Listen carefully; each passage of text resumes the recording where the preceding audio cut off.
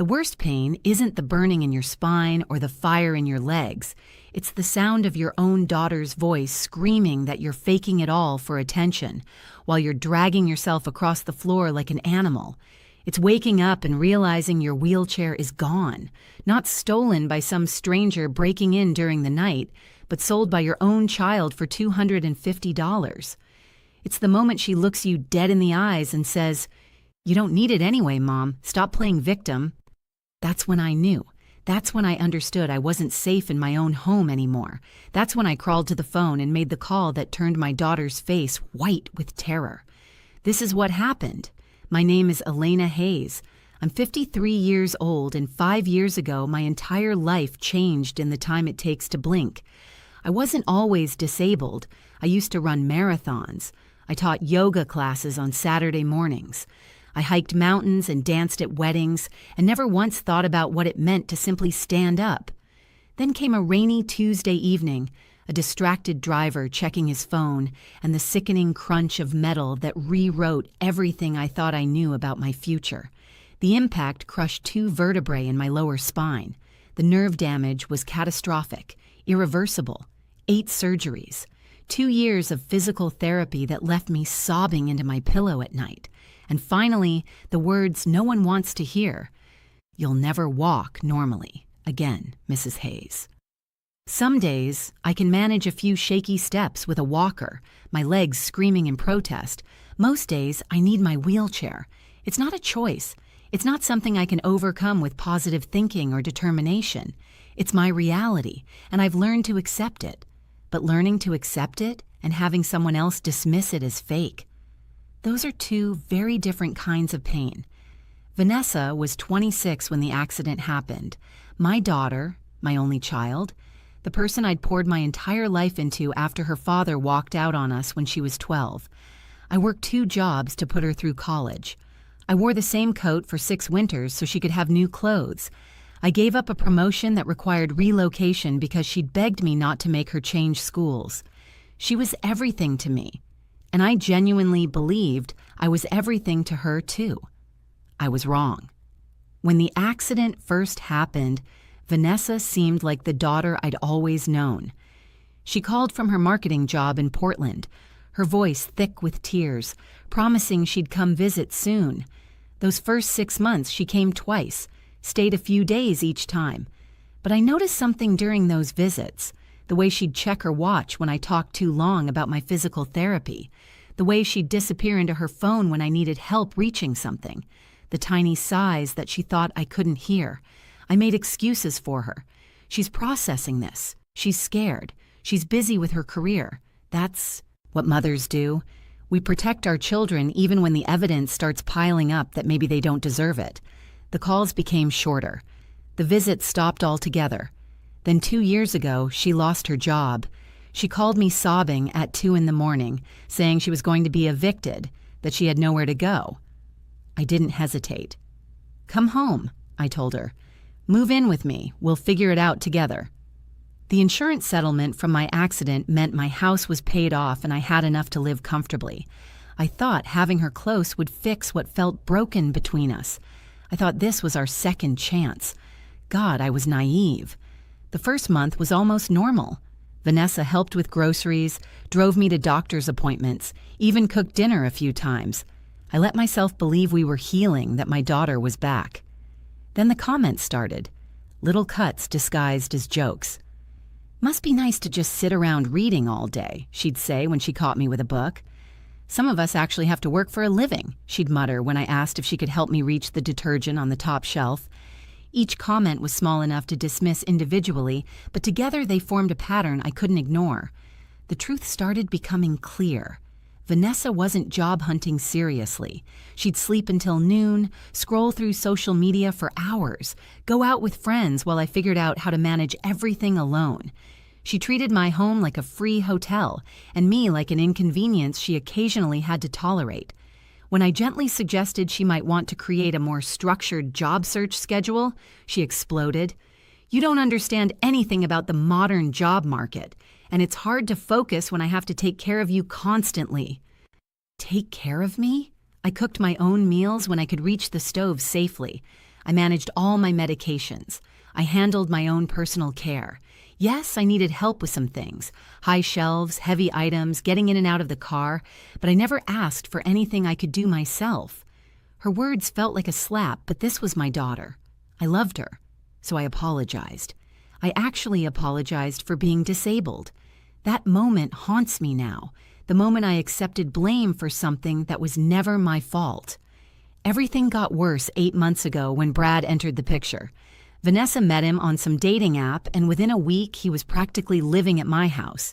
Brad was 34, drove a leased BMW he couldn't actually afford, and talked endlessly about cryptocurrency and passive income streams.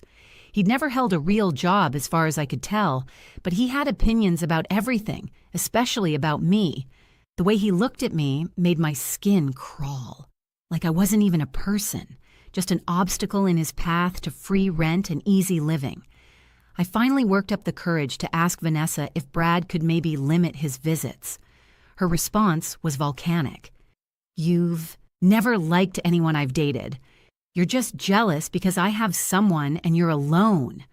She screamed it at me like I was a stranger, not the woman who raised her alone, who sacrificed everything so she'd never feel the absence of her father. Brad stood behind her during this tirade, arms crossed, wearing this smirk that told me exactly who was poisoning my daughter against me. Then I heard them talking one night. They thought I was asleep, but I'd just taken my medication and was drowsy, not unconscious. Brad's voice carried from Vanessa's room. "Your mom's playing it up, babe. I've seen her move around when she thinks no one's watching. She could get a job if she wanted to. She's milking that settlement money and guilt-tripping you into being her servant." I held my breath, waiting for Vanessa to defend me, to tell him he was wrong, that he didn't understand, that her mother wasn't faking. Instead, she sighed and said, "I know, it's so exhausting." Something died in me that night. Some fundamental trust, some core belief that no matter what, my daughter loved me. It just died. After that conversation, Vanessa stopped pretending. She started openly questioning my disability.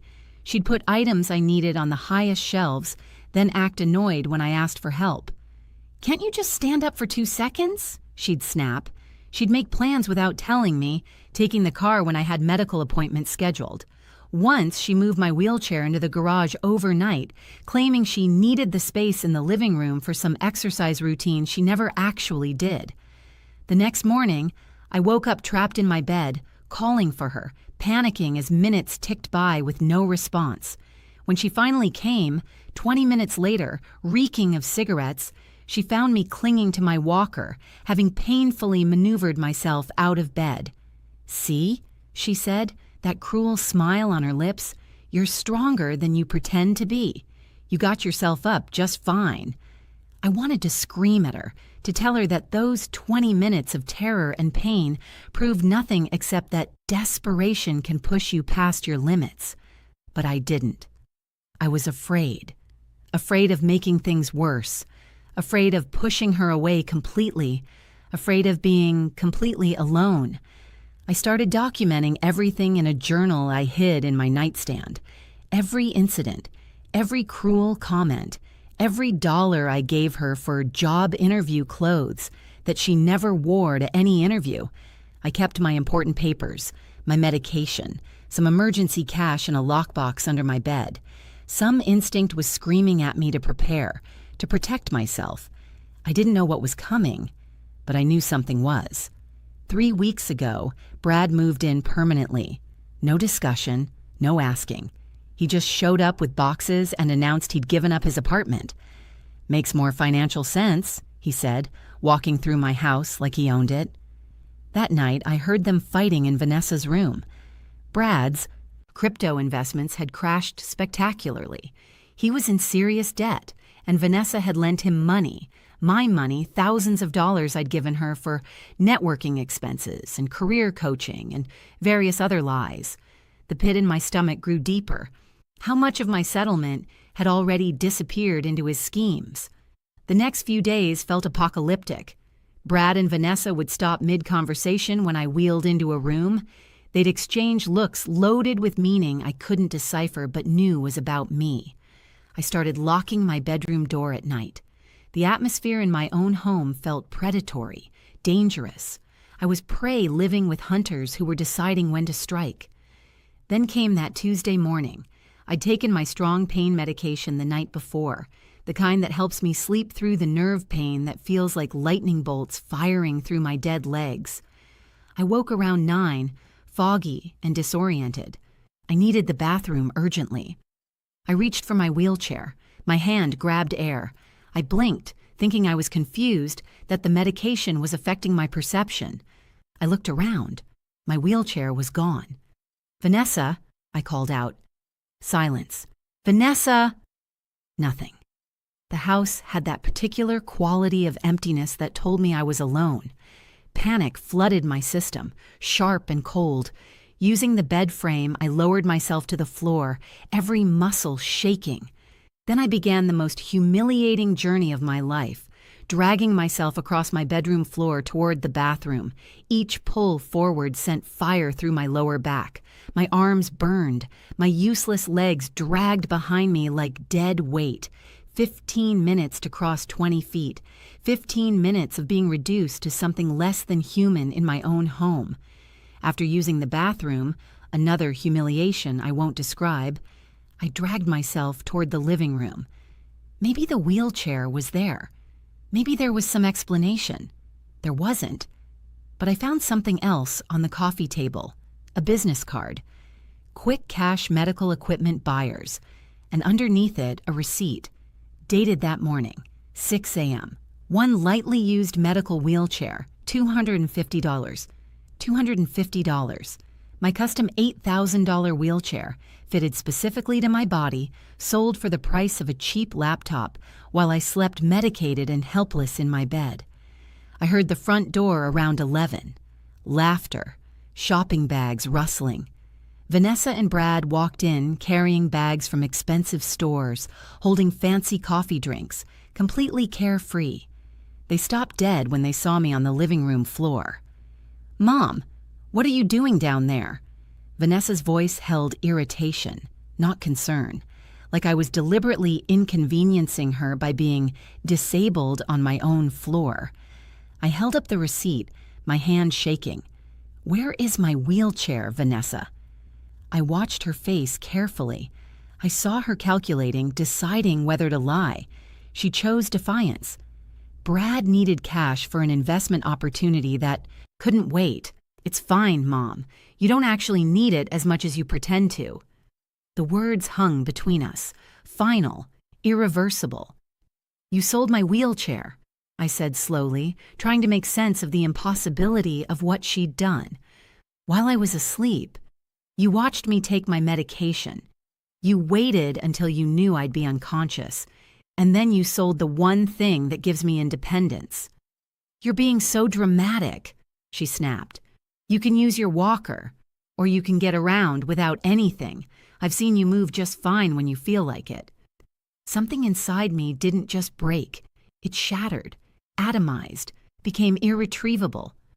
"After everything," I whispered. "After I worked 3 jobs to put you through college. After I gave up everything to give you a better life.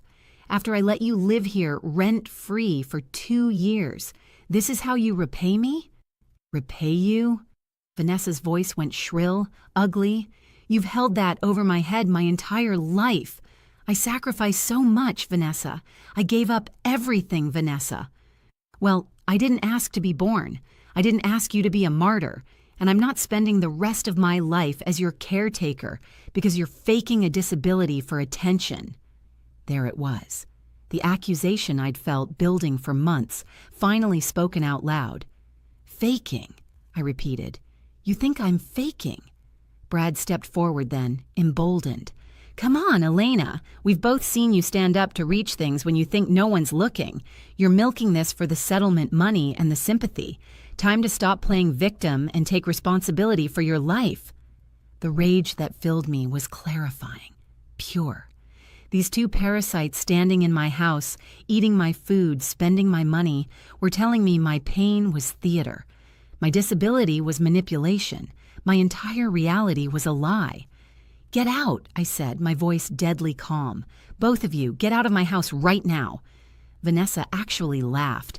"This is my home too, Mother. You invited me, remember? I have tenant rights. I'm not going anywhere." "Then I'm calling the police," I said, starting to drag myself toward my phone on the couch. Brad moved fast, blocking my path. "I don't think that's a good idea," he said, and there was a clear threat in his voice now. "You're clearly having some kind of episode. Vanessa, I think your mom needs to go rest. The medication makes her confused, doesn't it?" I understood then what they were doing. They were creating a narrative. The mentally unstable, disabled woman having a breakdown. If I called the police now, it would be my word against theirs. Two young, healthy people versus one disabled woman on pain medication. They'd paint me as irrational, confused, unreliable. They'd taken my wheelchair. Now they were trying to take my credibility. "You're right," I said, forcing calm into my voice. "I am tired. I'll go lie down." The relief on their faces was obvious. They thought they'd won. They thought I'd given up, that I was beaten. Vanessa actually smiled. "That's good, Mom. You rest. We'll talk when you're feeling more rational." I dragged myself back to my bedroom, every inch of that journey fueling my determination. Behind me, I heard Brad say, "See? She's manageable. We just need to be firm with her." I locked my door and pulled myself onto my bed. My phone was in my nightstand where I always kept it. My hands shook so violently it took 3 tries to unlock it. I could call 911, but what would I say? My daughter sold my wheelchair? That's not an emergency to them. The police would show up. There'd be a family dispute. And it would be my word against 2 people who'd call me confused and medicated. I'd lose. Then I remembered. 6 months ago, my doctor's social worker had given me a card. "Just in case," she'd said gently, her eyes kind and sad in a way that made me wonder what she'd seen in her career. "If you ever feel unsafe or exploited, call this number. Adult Protective Services." I'd tucked the card in my wallet thinking I'd never need it, that my family would never become the kind of situation that required intervention. I found the card, stared at it. Calling this number meant admitting I'd failed as a mother. It meant officially reporting my own daughter, opening an investigation, potentially sending her to jail.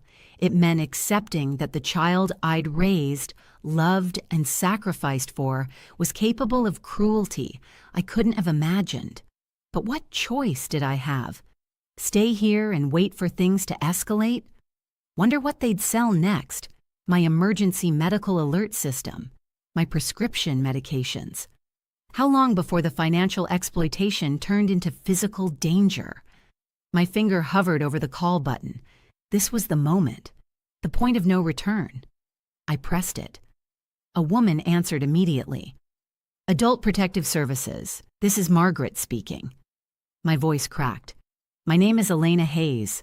I'm 53 years old. I'm a wheelchair user, and my daughter sold my wheelchair while I was asleep. I'm currently locked in my bedroom because I don't feel safe, and I think I'm being financially exploited. I need help." Margaret's voice sharpened with focus. "Elena, are you in immediate physical danger right now?" "I don't think so. My door is locked, but I can't leave this room without my wheelchair, and my daughter and her boyfriend are in the house." "Okay, Elena, stay on the line with me. Don't hang up. I'm dispatching officers to your location right now. You're going to be okay. I'm right here with you." Those next 20 minutes stretched like hours. Margaret kept me talking, her voice steady and calm, asking me questions about my situation, how long it had been going on, whether there were other instances of abuse or exploitation. I told her everything. The financial manipulation, the gaslighting about my disability, the escalating hostility, the stolen money. She took notes of every detail, treating my situation with the gravity it deserved. "Elena, what your daughter did isn't just morally wrong, it's illegal. In this state, selling someone's medical equipment without consent is theft, and given your disability status, it constitutes vulnerable adult abuse. That's a felony." Sirens cut through the air, distant at first, then closer, then right outside. "Elena, officers are pulling up now," Margaret said. "You're safe." The pounding on my front door was thunderous. "Police! Open up!" I heard scrambling in the living room, Brad's voice saying, "What the hell?" And Vanessa's panicked, "What do we do? What did she do?" They opened the door. "We're responding to a call about vulnerable adult abuse. We need to speak with Elena Hayes immediately." "That's my mother," Vanessa said, and I could hear her switching into performance mode, her voice taking on that concerned daughter quality. "She's fine, officers. She's just confused. She takes a lot of medication, and sometimes she gets disoriented and makes calls. She doesn't remember." "Ma'am," an officer cut her off. "We need to see Mrs. Hayes directly. Where is she?" "She's in her bedroom, but really, this is a misunderstanding. She's fine." "Is she able to come to the door?" "Well, no, she needs her wheelchair for that." "And where is her wheelchair, ma'am?" The pause that followed was beautiful, infinite, devastating. It was being repaired," Vanessa stammered. "Ma'am, we have information that the wheelchair was sold this morning for $250. Is that accurate?" Another pause. "I think you should speak to your supervisor," Brad said, his voice taking on that aggressive tone mediocre men use when they're cornered. "This is a family matter that doesn't require police involvement. I'm a consultant, and I know how these things work." "Sir, I need you to step back. Ma'am, take us to Mrs. Hayes' room, right now." Footsteps in the hallway. Then a knock on my door. "Mrs. Hayes, this is Officer Rodriguez with the City Police Department. Adult Protective Services contacted us about your situation. You're safe now. Can you unlock the door?" I did. The door opened to reveal two officers, one male, one female, both with expressions of professional concern that shifted to visible anger when they saw me on the bed, clearly unable to reach the door easily, with no wheelchair in sight. Behind them, I saw Vanessa's face. The color drained from it completely. She went from flushed and defensive to ghost white in seconds. That's the moment she realized. That's when she understood this wasn't going to be smoothed over with excuses and manipulation. That's when she knew she'd destroyed everything. Officer Rodriguez took in the scene with the practiced eye of someone who'd seen too much. "Mrs. Hayes, are you injured? Do you need medical attention?" "No, but I'm in significant pain. My wheelchair is gone. My daughter sold it this morning for drug money, while I was medicated and asleep." "Investment money?" Vanessa whispered automatically, then seemed to realize how damning any correction was. The female officer, Officer Chen, according to her name tag, turned to Vanessa with ice in her voice. "Is this true? Did you sell your disabled mother's wheelchair without her knowledge or consent?" Vanessa's mouth opened, but no sound came out. Then, "It's not... You don't understand the whole situation. She doesn't really need it all the time. She can walk with a walker. Brad had this investment opportunity that was time sensitive, and I thought..." "You thought you'd sell your disabled mother's medical equipment without permission to fund your boyfriend's schemes?" Officer Chen's disgust was palpable. "Where is the wheelchair now?" Brad tried to edge toward the door. Officer Rodriguez blocked him effortlessly. "Sir, stay exactly where you are. Ma'am, I asked you a question." "The buyer has it," Vanessa said, her voice barely above a whisper. "His number is in my phone." Officer Chen took the phone and stepped into the hall to make a call. Officer Rodriguez stayed, his presence solid and reassuring. "Mrs. Hayes, how long has this type of situation been going on?" I told him. "Not everything. That would take hours. But enough. The financial exploitation, the gaslighting, the increasingly hostile environment, the feeling of being trapped and unsafe in my own home." Vanessa tried to interrupt 3 times. Each time, Officer Rodriguez held up his hand. "You'll have your chance to speak, ma'am. Right now, I'm taking a statement from the victim." Officer Chen returned.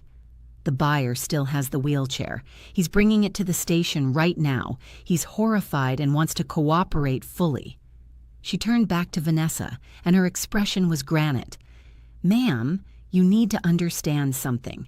What you've done constitutes theft of medical equipment from a vulnerable adult. In this state, that's a Class D felony. You're going to need to come with us to answer some questions downtown." Vanessa's legs nearly buckled. "What? No, wait, I live here. This is my home. You can't just arrest me in my own home for a misunderstanding." "This is your mother's home. And yes, we absolutely can. Turn around and put your hands behind your back." "No, Mom, tell them. Tell them you don't want to press charges. Tell them this was just a mistake. Tell them." She was begging now. All the cruelty and confidence evaporated, replaced by raw panic. I looked at my daughter. Really looked at her. The little girl I'd rocked to sleep when she had nightmares. The teenager I'd stayed up with during her first heartbreak. The young woman I'd cheered for at her college graduation. She was looking at me like I was her only hope, like my love for her would override everything she'd done, everything she'd said, everything she'd stolen. Maybe the old Elena would have caved, would have said it was a misunderstanding, would have protected her one last time. But that Elena died on the living room floor, dragging herself like an animal while her daughter shopped with the money from selling her independence.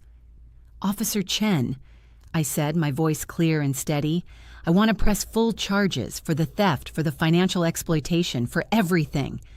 Vanessa's face crumpled. "Mom, no, please. I'm your daughter. I'm your baby. I'm sorry. I'll fix this. I'll make it right. Please don't do this to me. Please." "You did this to yourself," I said quietly, and I felt nothing where my love for her used to live, just emptiness, clean and final. They handcuffed her, read her rights. Brad started shouting about lawyers and false charges and police harassment.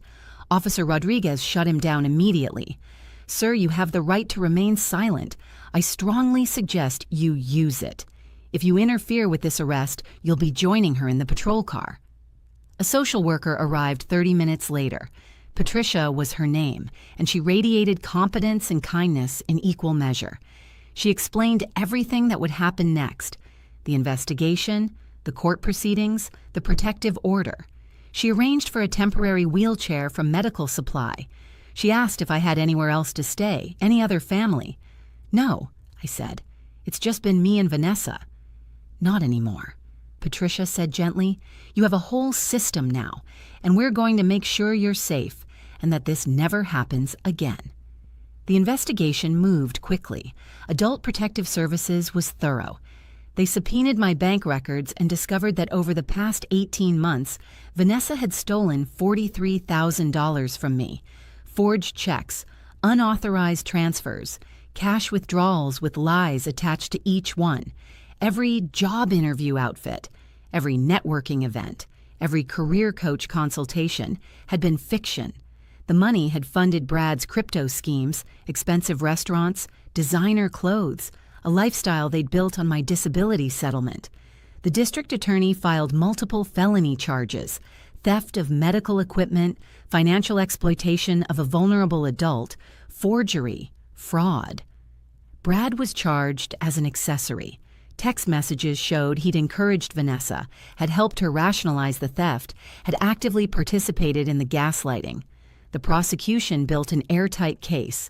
Every document I'd hidden in my lockbox, every journal entry, every receipt became evidence of systematic abuse. Vanessa's attorney tried to negotiate a plea deal. The ADA called me to discuss it. "Mrs. Hayes, you have a voice in this process. We can take this to trial, but trials are unpredictable. The plea ensures consequences and restitution. What do you want?" I thought for 3 days. Part of me wanted to watch her face a jury, to hear 12 strangers validate that what she did was unforgivable. But another part, the part that was exhausted and needed peace, just wanted closure. What would the sentence be?